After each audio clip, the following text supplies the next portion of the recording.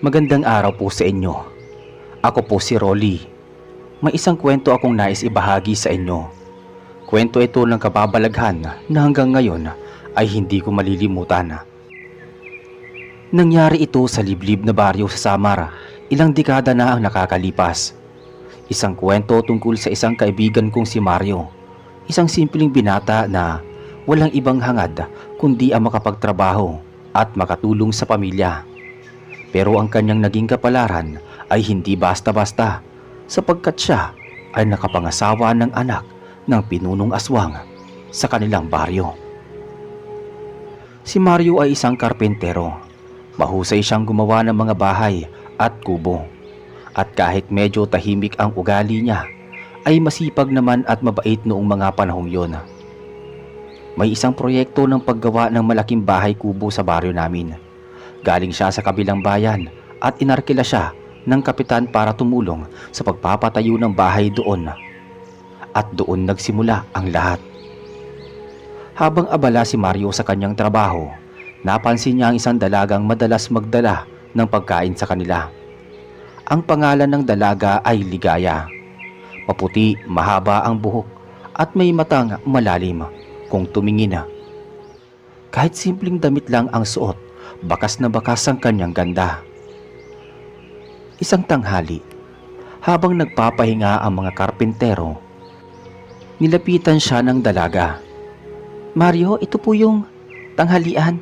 May tinola at kanin, kain na kayo," sabi ni Ligaya habang nakangiti. Medyo nahiya si Mario kaya sagot niya, "Salamat Ligaya, ang bait mo naman. Lagi mo kami dinadala ng pagkain." "Wala yun, sabi kasi ni Papa. Alagaan daw namin kayo. Mabigat ang trabaho ninyo," sagot naman ng dalaga. Doon nagsimulang magpansin at mapansin ni Mario ang kakaibang pakikitungo sa kanya ni Ligaya.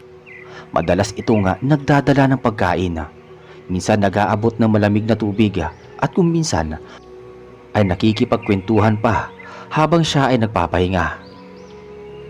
Sa bawat araw na lumipas, mas napapalapit sila sa isa't isa. Lumipas ang ilang linggo at hindi na may kakaila na nahulog ang loob ni Mario kay Ligaya. Kahit mga kasamahan niya ay napapansin ito. "Pare, swerte mo ah. Lagi kang dinadala ng pagkain ni Ligaya," biro ng isa niyang kasama. Ngumiti lang si Mario at umiwas ng tingin. Pero sa puso niya, ramdam niya na espesyal ang pakikitungo ng dalaga. Dumating ang gabi ng pista sa baryo. May sayawan sa gitna ng plaza at maraming tao ang nagsasaya. Sinamantala ni Mario ang pagkakataon at nilapitan si Ligaya. "Ligaya, gusto mo bang sumayaw?" tanong ng binata. Ngumiti ang dalaga at tumango. Habang nagsasayaw sila sa gitna ng mga tao, doon niya lalong naramdaman ang kakaibang damdamin para kay Ligaya. Pero hindi rin nakaligtas sa kanya ang malamlam na tingin ng mga matatanda sa paligid. Para bang may mga matang nakamasid at may ilang bulungan na hindi niya maintindihan. Kinabukasan, tinawag siya ng kapitan ng baryo, si Kapitan Arturo. Siya ang ama ni Ligaya. Kilala siya bilang isang matapang at iginagalang na pinuno. Medyo may edad na, matipuno pa rin ang katawan at may kakaibang tindig na para bang hindi basta-basta. "Mario, halika muna rito." Opo Kapitan." "Mabuti at masipag ka. Nakita ko kung paano ka magtrabaho.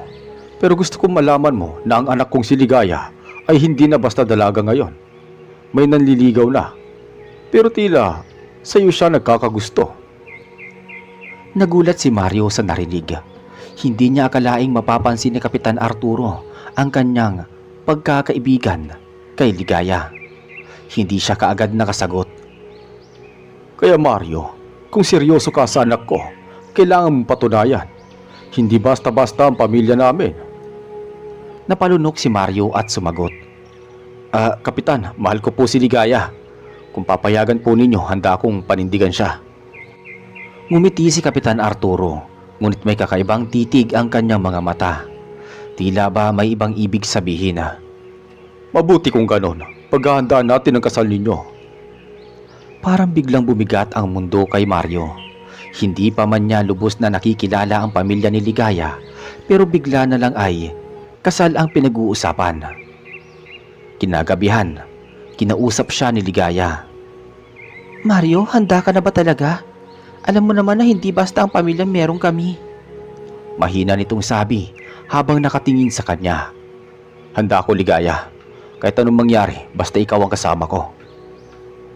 Ngunit napansin ni Mario ang lungkot sa mga mata ni Ligaya. May tinatago itong hindi niya mawari. At mula noon, nagsimulang makaramdam si Mario ng kakaibang takot. Sa bawat sulok ng baryo, may mga matang tila nakamasida. Sa tuwing dadaan siya na naglalakad sa madilim na daan, may maririnig siyang kakaibang ingay. Parang mga pakpak na mabigat o mga yabag na hindi niya nakikita. At habang papalapit ang araw ng kanilang kasal, mas lalo niyang nararamdaman na may hindi pang karaniwang nangyayari sa baryo.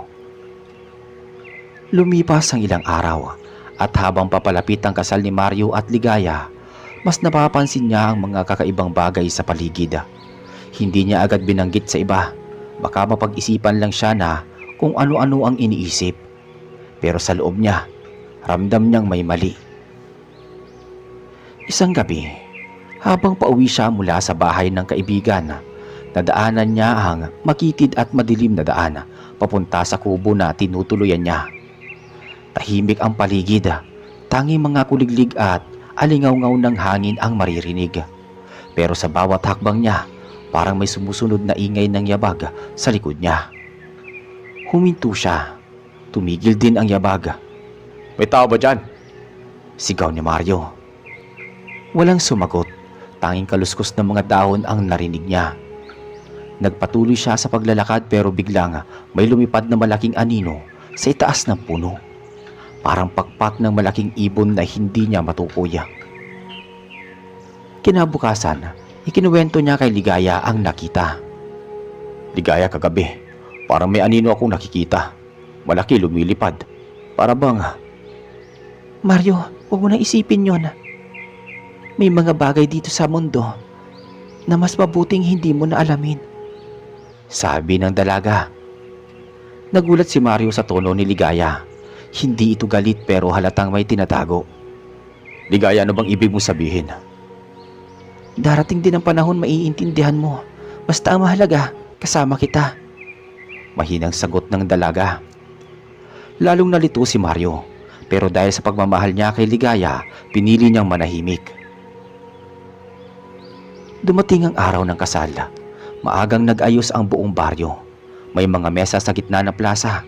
May mga banderitas na nakasabit at halatang malaking handaan ang inihanda ni Kapitan Arturo. Maraming bisita ang dumalo. Mga taga-baryo at may ilan ding hindi kilala ni Mario. Mga mukhang galing pa sa malalayong lugar. Sa unang tingin normal ang kasalan. May musikero, may pari na dinala para magkasal at may mga batang naglalaro sa paligid.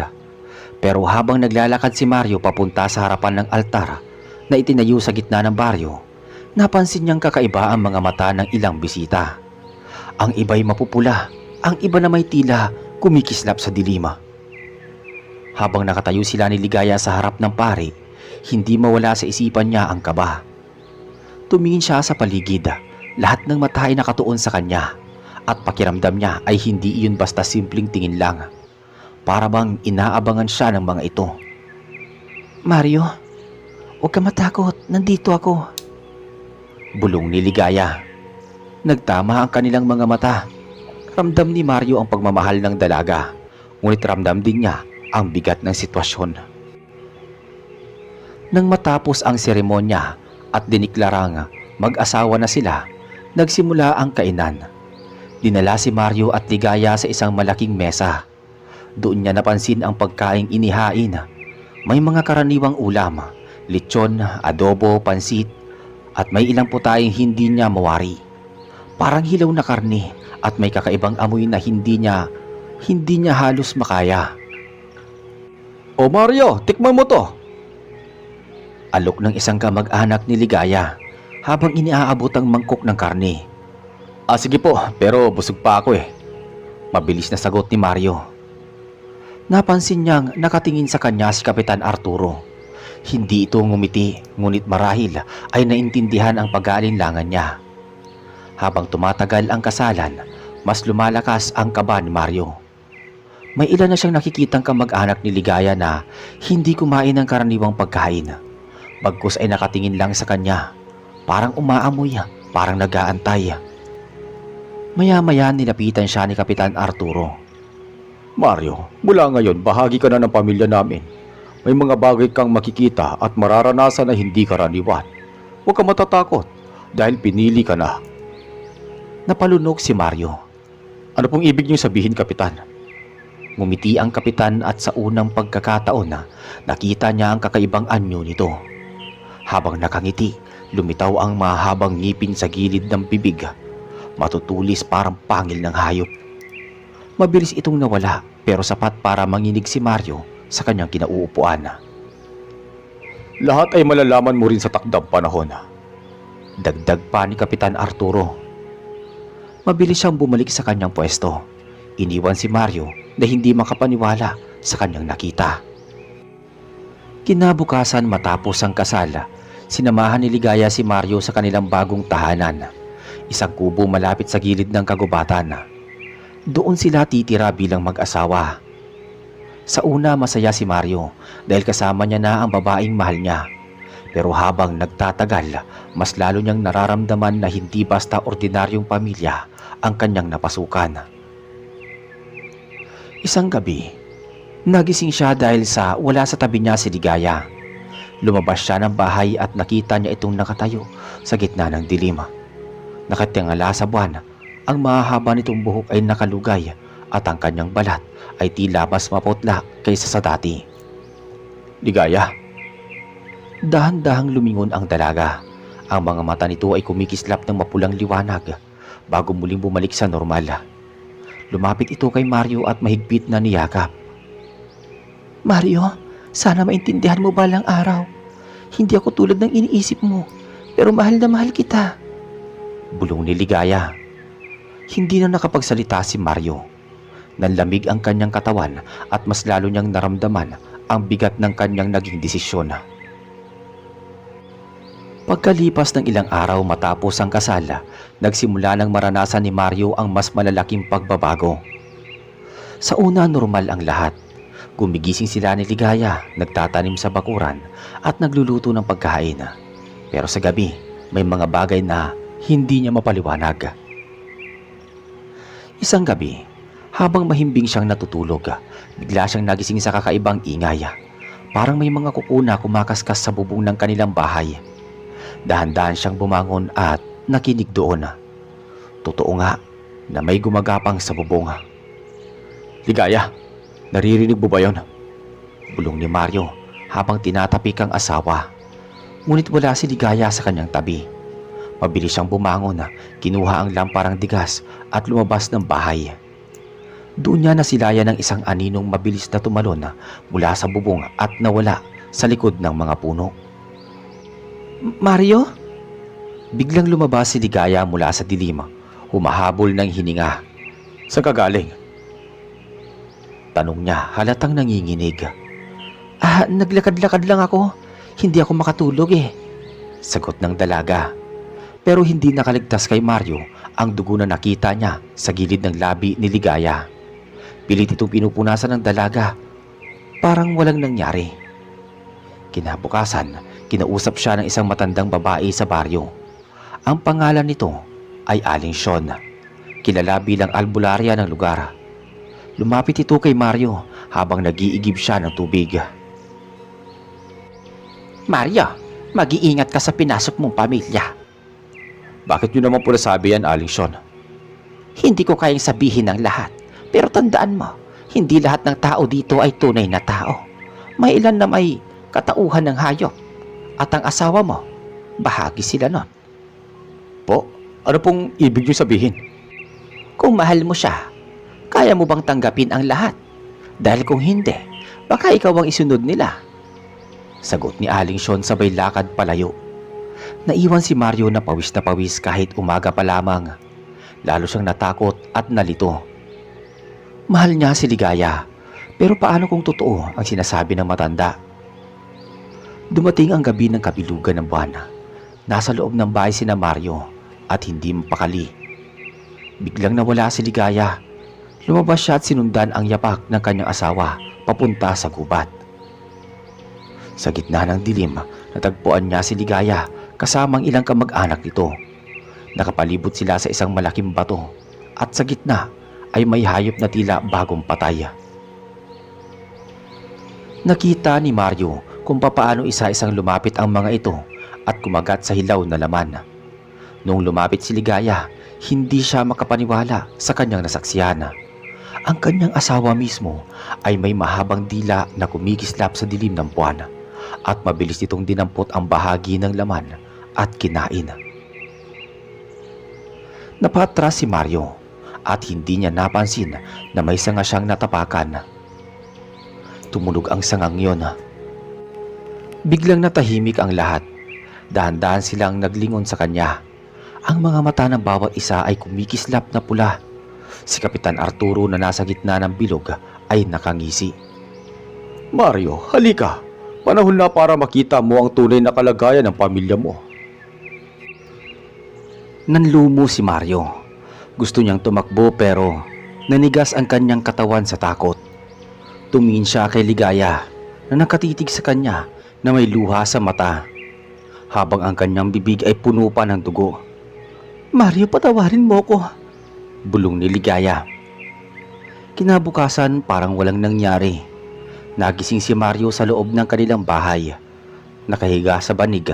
Nasa tabi niya si Ligaya, mahimbing na natutulog. Parang normal lang. Hindi niya alam kung bangungot lang ba ang lahat o totoo. Pero ang amoy ng dugo na nananatili sa kanyang ilong ay napapaalala na hindi iyon panaginip.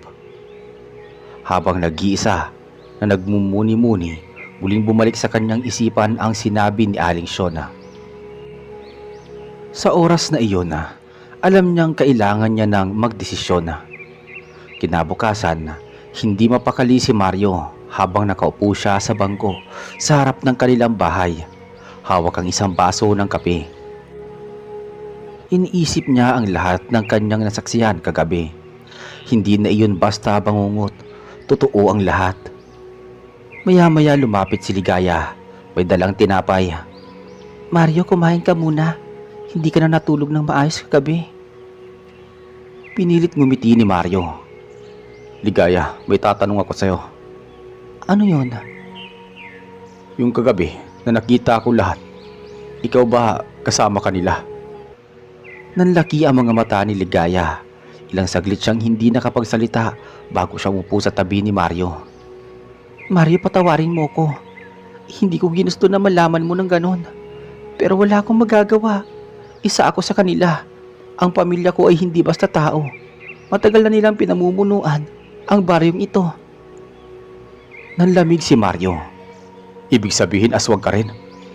Oo, Mario. Pero tandaan mo, kahit anong mangyari, mahal na mahal kita. Hindi ko kaya saktan ka. Tahimik si Mario. Hindi niya alam kung maniniwala ba siya sa sinasabi ng asawa. Pero sa kaloob-looban niya, ramdam pa rin niya ang pagmamahal kay Ligaya. Kinagabihan na, muli siyang nilapitan ni Kapitan Arturo. Mario, halika. Kailangan na natin pag-usapan ang mga magiging papel mo sa pamilya. Dinala siya nito sa malaking bahay ng pamilya.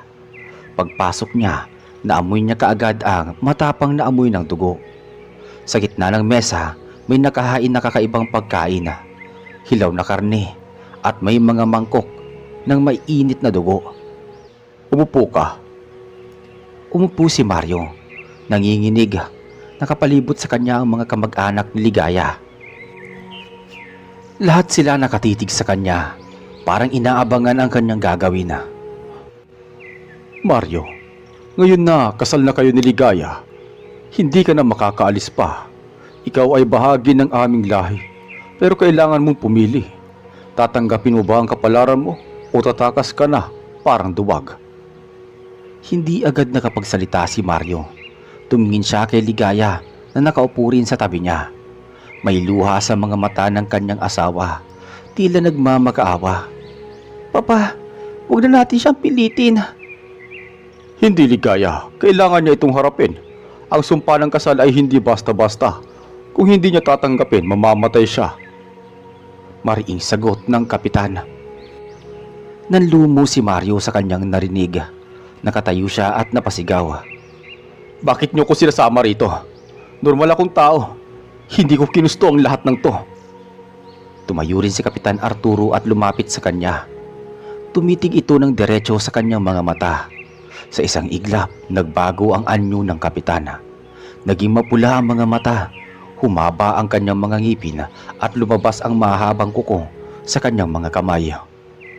Dahil pinili ka ng anak ko at dahil doon, pinili ka na rin ng lahi namin. Napasigaw si Mario at mabilis na tumakbo palabas ng bahay habang humahabol sa kanya ang ilang kamag-anak ni Ligaya. Naramdaman niya ang matinding takot. Mabilis ang kanyang pagtakbo papunta sa gilid ng baryo. Pero kahit anong bilis niya, tila mas mabilis pa rin ang mga ito. Mario, huwag kang lalayo, sasaktan ka nila. Napatigil siya sa kanyang pagtakbo. Tumalikod siya at nakita si Ligaya na humaharang sa mga humahabol. Wala kayong karapatang saktan si Mario. Sigaw ng dalaga sa kanyang mga kamag-anak. Saglit na nagkaroon ng katahimikan. Lumingon sa kanya si Kapitan Arturo. Ligaya, kung mahal mo talaga siya, hayaan mong maging isa siya sa atin. Kung hindi, hindi siya tatagal ng matagal. Nagkatinginan sina Mario at Ligaya. Sa mga mata ng dalaga, nakita niya ang pagmamahal at takot. Sa kanyang sarili, naramdaman niya ang bigat ng pasya na kailangan niyang gawin. Kinabukasan bumalik si Mario kay Aling Shona. Aling Shona, hindi ko na kaya. Ano bang dapat kong gawin? Tumingin ang matanda sa kanya at malalim na bumuntong hininga. Ay, Mario, mahirap ang pinasok mo. Kapag pinili mong manatili kay Ligaya, unti-unti kang magiging isa rin sa kanila. Pero kung tatakas ka, baka hindi ka nila palayain. May 200 sa harap mo. Ang mahalin ng asawa mo at tanggapin ng lahat. O lumaban at isugal ang buhay mo. Napatungo si Mario. Hindi niya alam kung alin ang pipiliin. Ang puso niya ay para kay Ligaya. Pero ang takot niya ay hindi mawala-wala. Lumipas ang ilang gabi at hindi mapakali si Mario sa bawat oras na kasama niya si Ligaya. Nararamdaman niya ang kakaibang presensya ng pamilya nito sa paligid. May mga mata na laging nakamasida. May mga anino sa paligid na hindi niya makita ang pinanggalingan. Isang gabi, habang nag-iisa sa kanyang kubo, narinig niya ang yabag sa labas. Biglang kumidlat at nagkulog, parang nagbabanta. Dahan-dahan nang tinutukan ang labas ng bahay. May mga anino na gumagalaw sa dilima. At sa bawat hakbang nila, ramdam niya ang malamig na hangin sa buong paligid. Lumapit si Ligaya sa kanya. Humawak sa kanyang kamay. Mario, huwag ka matakot. Nandito ako. Ligaya, hindi ko na kaya. Hindi ko maintindihan ang pamilya mo. At natatakot ako na baka mamatay ako rito. Meron. Kung mahal mo ko, tanggapin mo ang lahat. Pero kung hindi, may paraan para makaligtas ka. Kinabukasan naglakad si Mario patungo sa gilid ng baryo. Pinagmamasdan niya ang kakubatan at ang madilim na ilog na dumadaan sa dulo ng baryo. Alam niyang doon madalas magtipon-tipon ang pamilya ni Ligaya sa gabi. Naisip niya na baka doon niya malalaman ang kabuuan ng katotohanan. Habang naglalakad siya, nakita niya ang ilang bata sa baryo. Nakangiti at naglalaro sa kalsada. Ngunit napansin niya ang ilan sa mga bata ay may kakaibang itsura sa mga mata at kuko. Halos makati siya sa takot. Ngunit pinilit niyang kalmahin ang sarili. Hindi ko alam kung ano gagawin ko. Kung tatakas ako, baka habulin nila ako. Pero kung mananatili ako, baka hindi na ako maging tao. Gabi na nang muli siyang bumalik sa bahay. Si Ligaya ay naghahanda ng hapunan. Napansin niyang may kakaibang liwanag sa paligid ng kubo. Parang nakasilip ang mga anino mula sa mga puno. Ligaya, handa na ako. Handa ka na? Oo, handa na akong pumili. Pero, ngunit takot ako na maging kapalaran ko. Mario, hindi mo kailangan matakot sa akin, sa pamilya ko. May sumpa pero kung mahal mo ko, tutulungan kita. Sagot ni Ligaya, mahina pero may paninindigan. Pagkalipas ng ilang minuto, muling lumapit si Kapitan Arturo sa kanila. Ang mga mata niya ay kumikislap sa dilima. Mario, oras na para ipakita mo ang tapang mo. Pumili ka. Mananatili ka sa amin at tanggapin ang buhay na bago o tatakas ka at haharap sa kapahamakan. Wika ng kapitana. Napalunok si Mario. Ramdam niya ang bigat ng pagpapasya. Tumitig siya kay Ligaya. Nakita niya ang pagmamahal at pag-aalala sa mga mata nito. Mahal kita, Ligaya. Kung kailangan kong maging isa sa inyo para manatili sa'yo, gagawin ko. Pero kailangan mong pangako na hindi niyo ako sasaktan. Pangako, Mario. Sagot naman ni Ligaya, habang hawak ang kamay niya ng mahigpit. Habang tumatagal ang gabi, dahan-dahan niyang nararamdaman ang pagbabago sa kanyang sarili. May kakaibang init sa katawan at ramdam niya ang unti-unti niyang pagiging bahagi ng pamilya ni Ligaya. Hindi siya natatakot kung puno ng kaba at pagtataka. Sa kalagitnaan ng dilim, dumating ang ilan sa pamilya ni Ligaya at lumapit kay Mario.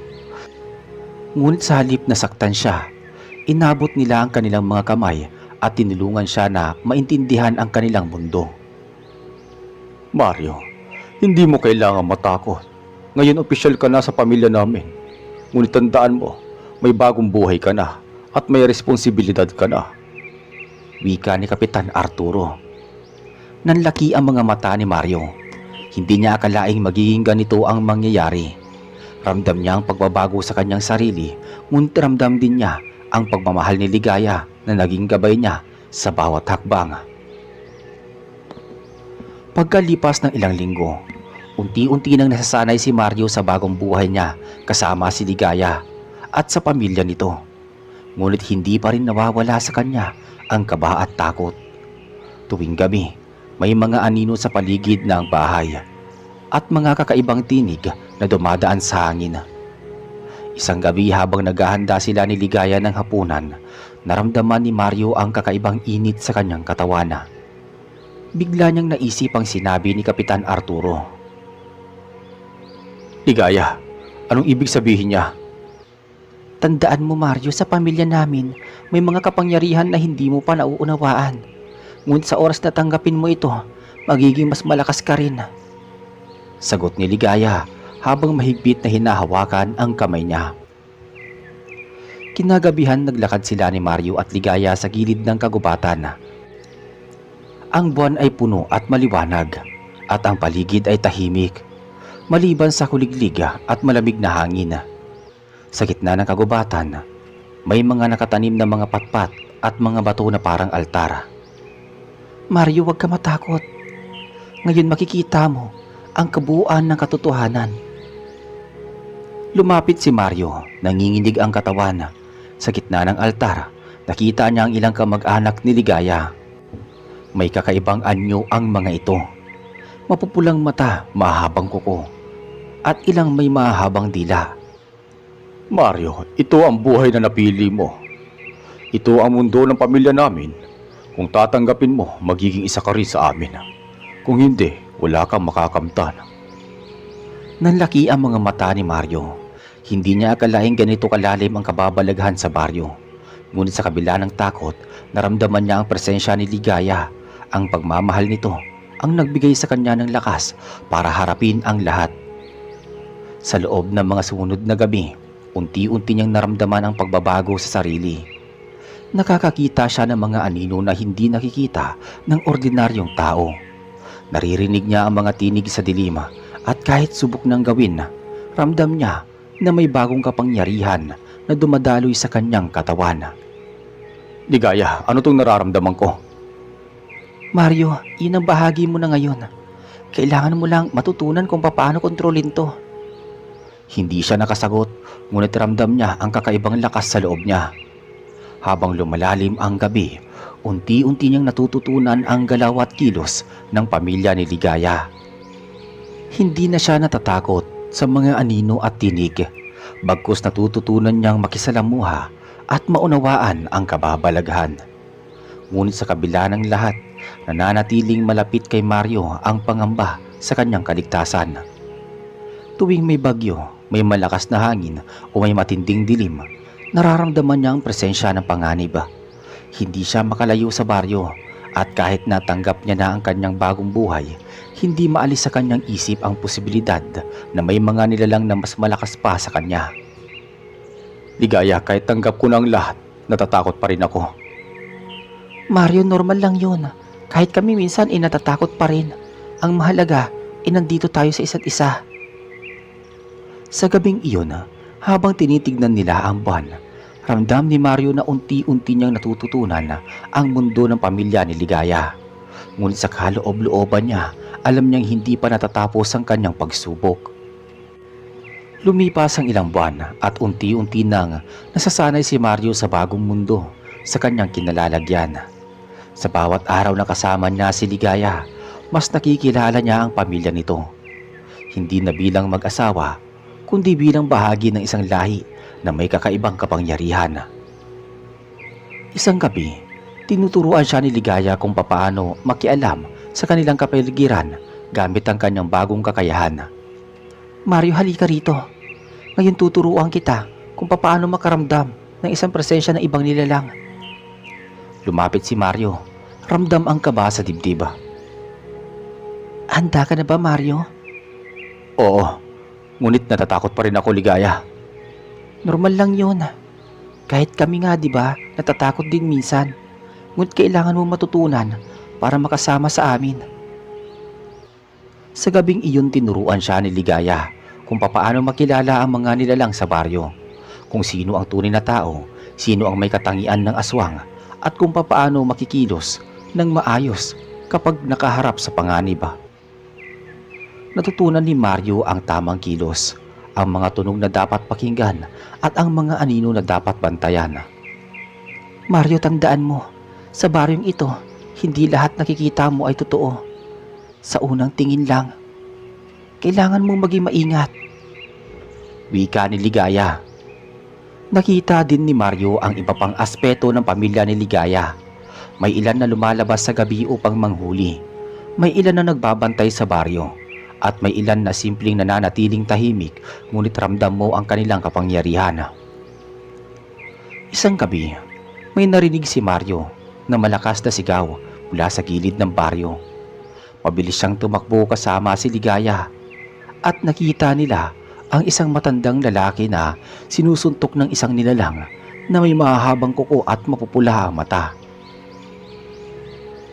Mario, tumulong ka! Sigaw ni Ligaya.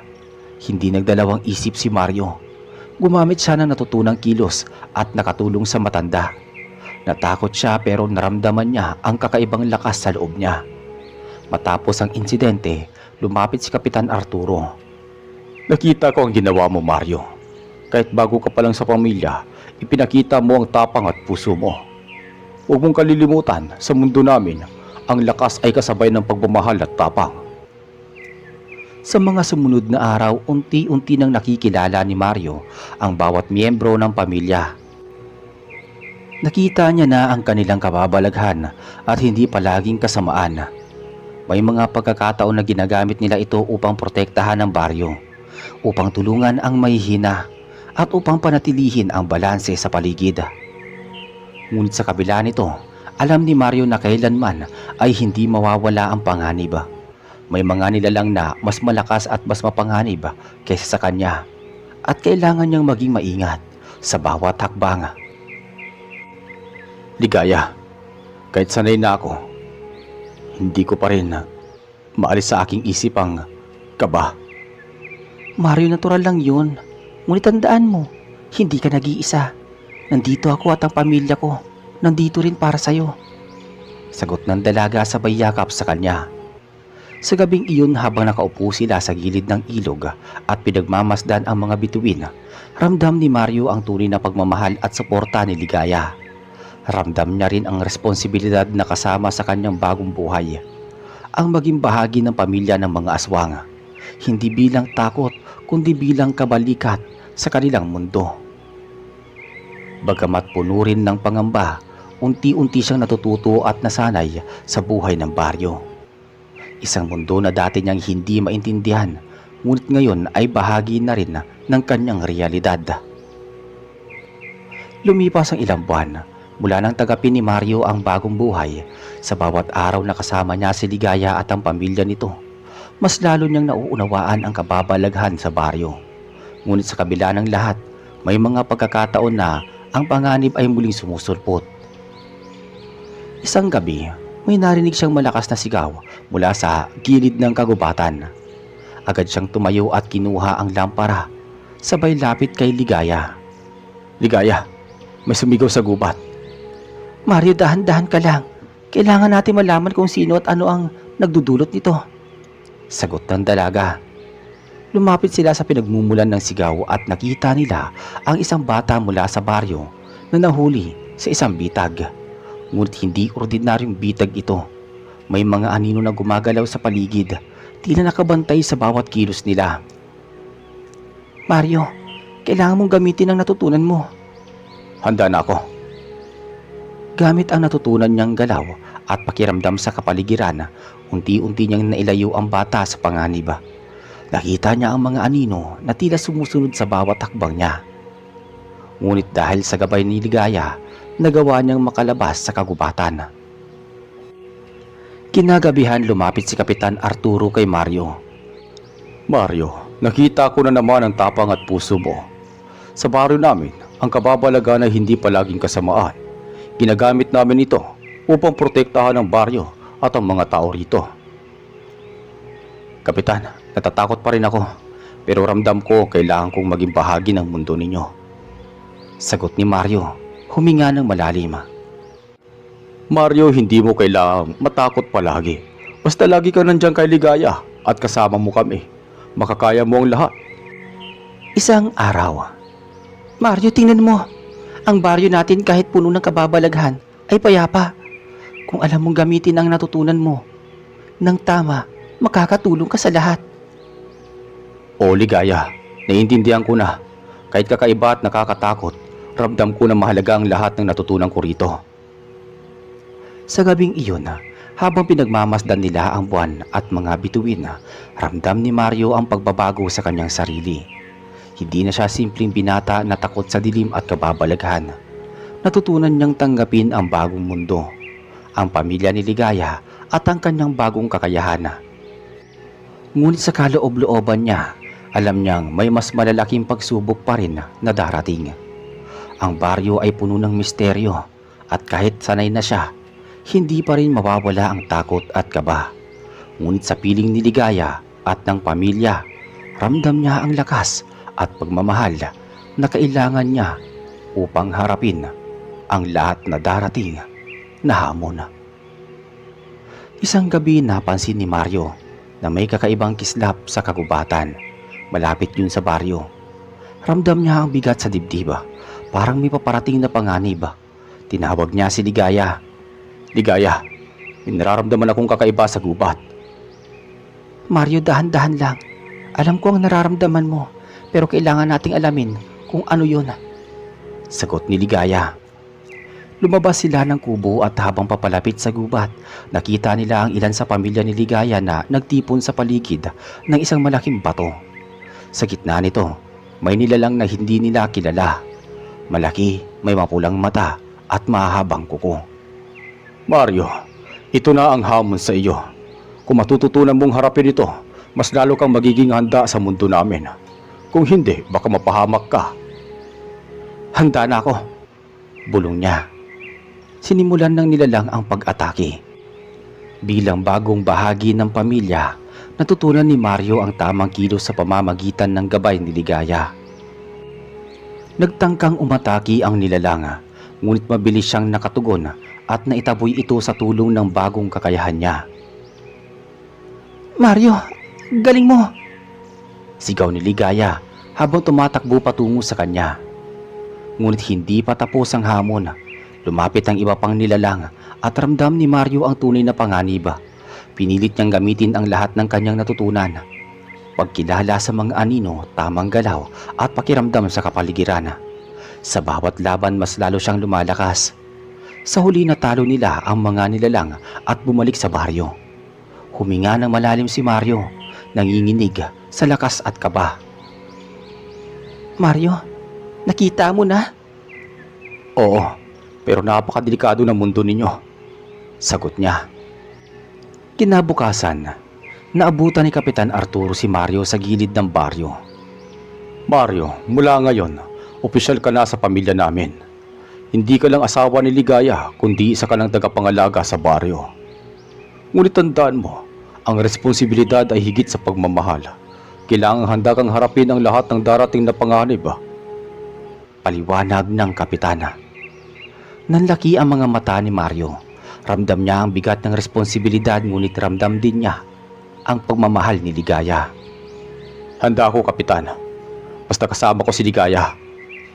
Sagot ni Mario. Sa mga sumunod na linggo, mas lalo pang lumalim ang pagsasanay ni Mario. Natutunan niyang gamitin ang kapangyarihan para protektahan ang baryo, makisalamuha sa mga nilalang at bantayan ang mga tao. Sa bawat gabing nagdaraan, mas lalo niyang nauunawaan ang balanse ng kababalaghan. Hindi lahat ay kasamaan at may mga nilalang na may mabuting layunin. Isang gabi, habang magkasama si Ligaya sa gilid ng ilog, huminga si Mario ng malalim. Ligaya, kahit natatakot pa rin ako, ramdam ko na kaya ko na. Ramdam ko kung ano ang lugar ko dito. Mario, mahal ko. Nandito ako sa tabi mo lagi. Mula noon naging ganap na bahagi si Mario ng baryo at pamilya ni Ligaya.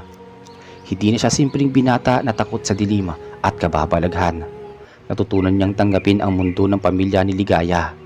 Isang mundo na puno ng misteryo at kababalaghan at panganib, ngunit puno rin ng pagmamahal at paninindigan.